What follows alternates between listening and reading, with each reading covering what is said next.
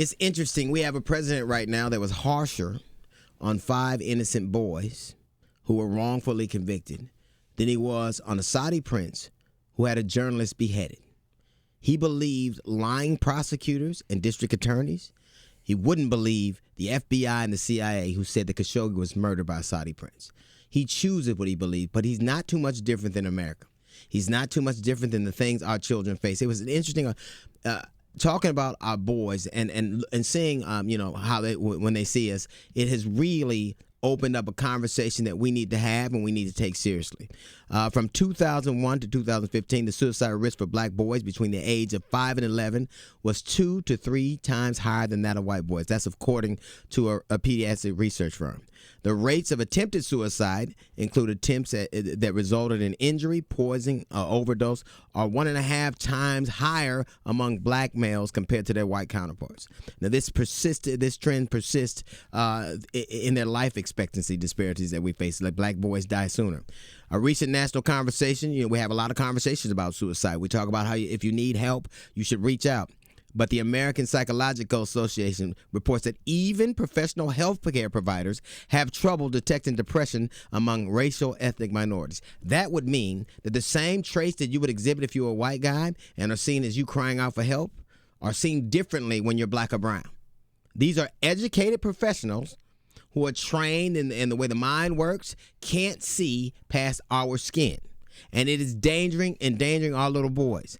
The APA also reports, it talks about how black boys are more likely to be viewed as older, Tamir Rice, the Central Park Five, less innocent, more culpable than others, biased beliefs that lead to harsher interventions in school starting as early as pre-kindergarten.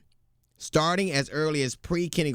their introduction, these children, our children, go right from kindergarten, right, to jail.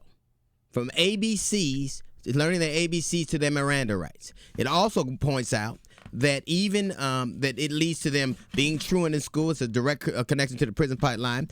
Black male high school students are more likely to miss school due to feeling unsafe in their classroom environment or community, get in physical fights inside or outside the classroom setting, or be victims of sexual violence or be a victim of physical dating violence. These are our boys. They don't see them as they see anyone else. All you have to do as professional and see that the same things you ascribe to malice are just children. But our children are seen differently.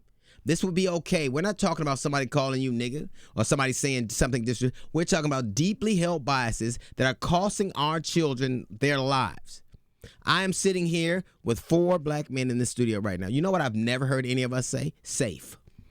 It's a word that I don't know, and I haven't ever heard a black man my age talk about, dream about, or want unless he wanted it for his children.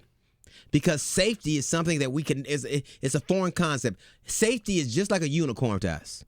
It's like Santa or Easter Bunny. Our children do not get to be safe, and that says a lot about a society. It says a lot about a society that they can look at you and just because of the uniform you play this game in already strike you out. This is not me being hyperbolic. This is me saying the precedent for what happened in the Central Park Five has been here forever. They see us not like we are, but like we live in their minds.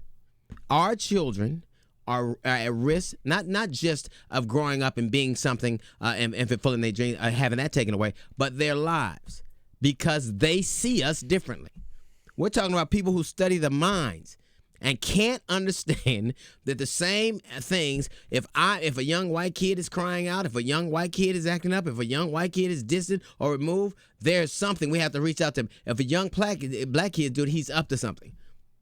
If it takes a village to raise a child, how come my children are so often outside of that village?